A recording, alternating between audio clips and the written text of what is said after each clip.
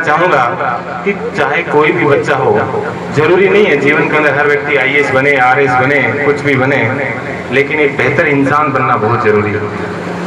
और बेहतर इंसान बनने के लिए जरूरी है कि सबसे पहली चीज कि परिवार का बहुत बड़ा उसके साथ सहयोग होना चाहिए और गांव का भी बहुत बड़ा सहयोग होना चाहिए।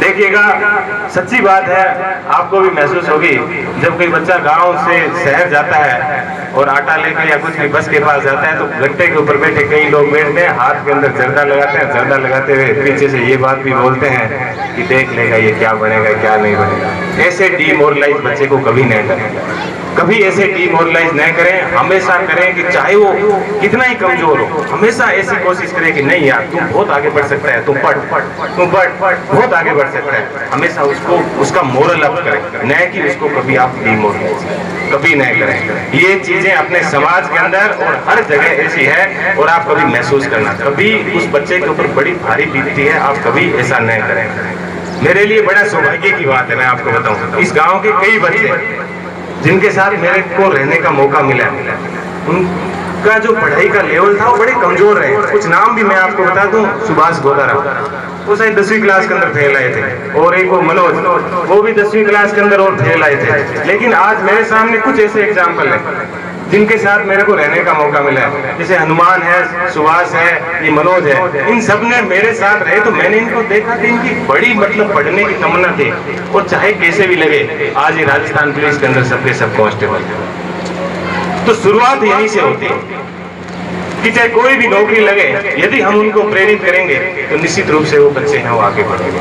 तो मेरा आप लोगों से यही कहना है कि बच्चों को बड़ा प्रेरित करें, वो जीवन के अंदर कैसे आगे बढ़े, सदैव उनके साथ रहे। और एक बात वो गुरुजी ने भी हमें वो बताई यहाँ पर मंच के ऊपर कि महिलाओं का प्रतिनिधित्व बड़ा कम है। देखिए, जब हम राष्ट्रीय स्तर पर मायावती का नेतृत्व स्वीकार कर सकते हैं, सोनिया गांधी का नेतृत्व स्वीकार कर सकते हैं, जयललिता का नेतृत्व स्वीकार कर सकते हैं, ममता बनर्जी का नेतृत्व स्वीकार कर सकते हैं, तो गांव के अंदर सरपंच महिला का नेतृत्व क्यों नहीं स्वीकार कर सकते? वहां पर हम नेतृत्व स्वीकार कर सकते हैं, लेकिन गांव के अंदर नहीं, घूंघट होना ही चाहिए। तो सोनिया गांधी घूंघट नहीं निकालती है, वो आपकी बड़ी पसंदीदा है, तो गांव के अंदर घूंघट क्यों होना चाहिए? निश्चित रूप से घूंघट होना चाहिए, लेकिन ये नहीं होना चाहिए कि अपन किसी के ऊपर प्रेशर डालें या कुछ भी करें। जीवन के अंदर सबको मौका दीजिए, महिलाएं हैं उनको आगे बढ़ाइए, अपनी तो बेटियां हैं, कोई दूसरे की बेटियां थोड़ी है, अपनी तो बहनें हैं, मौका मिलना चाहिए इनको भी आगे बढ़ने का। ये भी ईश्वर का एक रूप है, कभी इनको हमें दबाना नहीं चाहिए। हम कहते हैं कि साहब जाम्बू जी ने कभी ये कहा था कि महिलाओं को दबाओ? एक भी जाम्बू जी के शब्द के अंदर मुझे ये बता दीजिए कि जाम्बू जी ने कभी कहा हो कि महिलाओं को आप दबाइए या कुछ भी, कभी किसी शब्द के अंदर नहीं कहा। सब हम कहते हैं कि हमारी परंपराएं, क्या भगवान राम के साथ सीता बैठी रहती है तो क्या सीता के घूंघट है?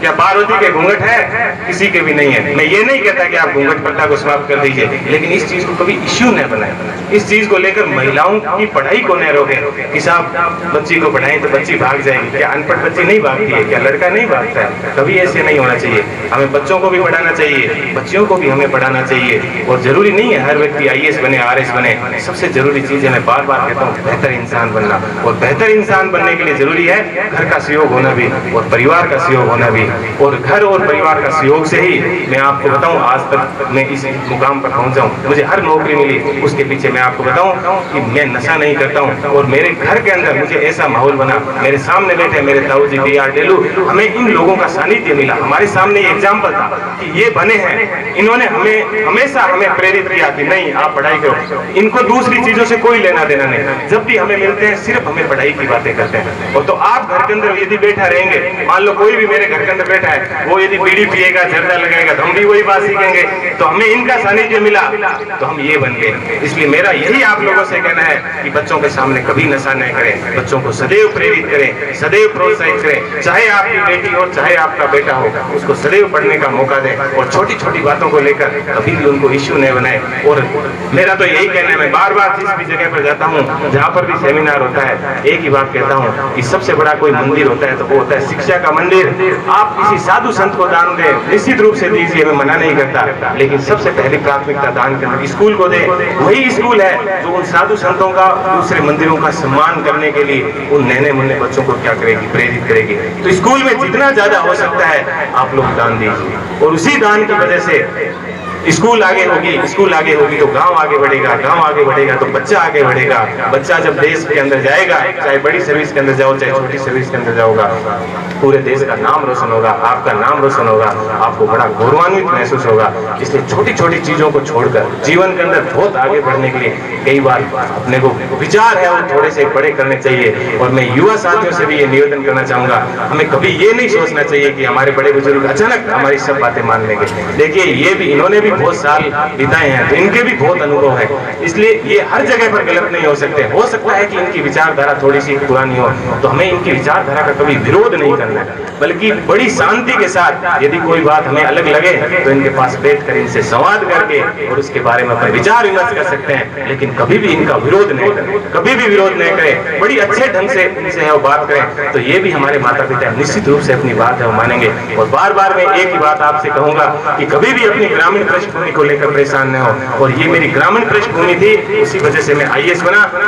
आप लोगों का मैं बहुत ही थोड़ा सा टाइम दूंगा सिर्फ आप लोगों को प्रेरित करने के लिए इस बार आईएएस का, क्योंकि मेरे युवा साथी जब भी मेरे से मिलते हैं तो बार बार इंटरव्यू की बात करते हैं, कहते हैं साहब इंटरव्यू क्या होता है, वहां पर ऐसे कोई दबाते हैं, ऐसा नहीं। मैं आपको बता दूं हिंदुस्तान की जो सबसे बड़ी परीक्षा है उसके अंदर देखिए मुझे कितने सिंपल प्रश्न पूछे, तो अधिकतर युवा साथी मेरे सब इंस्पेक्टर और की तैयारी कर रहे हैं, तो उनके लिए मेरे इतनी सी बात है कि मुझे वहां पर इंटरव्यू के अंदर पूछा गया था कि आपने अपने जीवन के अंदर ऐसी कौन सी पहल की जिससे आपको गर्व अनुभव होता है। तो मैं आपको बताऊं, मैंने बहुत ही एक छोटी सी बात बताई। मैंने कहा सर मेरी स्कूल के अंदर बच्चे मिड डे मील का भोजन नहीं खाते थे, और वो भोजन इसलिए नहीं खाते थे क्योंकि स्कूल के अंदर जो खाना बनता था वो अलग था और बच्चे जो खाना खाते हैं वो अलग थे। तो हमने स्कूल के अंदर इतना सा परिवर्तन किया कि जो बच्चे भोजन खाते थे वही भोजन हमने शुरू किया। तो उनका अगला प्रश्न ये था कि आपने ऐसा कौन सा भोजन शुरू किया। मैंने यही जो लोकल बात अपनी होती है, मैंने कहा सर काचरी, भोपलिया, खेलरी और सांगरी और राबड़ी ये हमने स्कूल के अंदर बनाई। तो वो इतने प्रेरित हुए,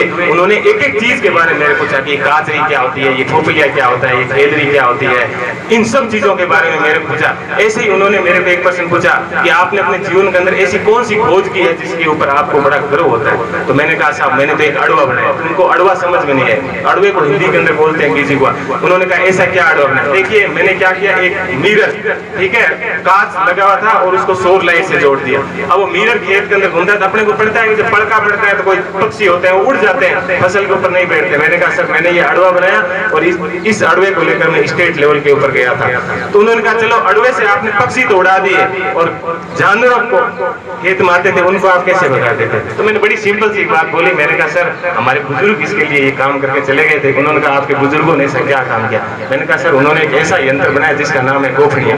गोफड़िया के अंदर पत्थर डालकर और वो ऐसे फेंकते थे कि पशु अपने आप ही भाग जाता था। मैं आपको बताऊं इतनी छोटी छोटी इतनी लोकल बातें बताई, उसके बावजूद हिंदी माध्यम के अंदर पूरे भारत के अंदर सबसे ज्यादा 187 नंबर मेरे को इंटरव्यू के अंदर मिले। तो मैं युवा साथियों के साथ ये बात सिर्फ इसलिए कि आप देखिए इंटरव्यू में कुछ नहीं होता है, मैंने कितनी सिंपल बातें बताई, उसके बावजूद मुझे पूरे भारत के अंदर सबसे ज्यादा 187 नंबर हिंदी माध्यम के अंदर है वो मिले। इसलिए इंटरव्यू की और किसी भी चीज की कभी चिंता नहीं करें, आप तो बस पढ़ते रहिए। कोई आपको कुछ भी कहता है, आपकी गांव के अंदर कोई राजनीतिक पार्टी या कुछ भी नहीं होना चाहिए। आपके सामने कोई भी बड़ा आए, आप तो सिर्फ उनके चरण छुइए, आप उनसे आशीर्वाद लीजिए और आपका ध्यान पूरा का पूरा पढ़ाई की तरफ होना चाहिए। दूसरी किसी भी चीज से, चाहे गाँव के अंदर कोई राजनीति हो कुछ भी हो, आपको कोई मतलब नहीं होना चाहिए। आपको सिर्फ और सिर्फ क्या करना है, पढ़ाई करना है। मैंने बहुत टाइम ले लिया है, गर्मी का मौसम है। जय हिंद, जय भारत।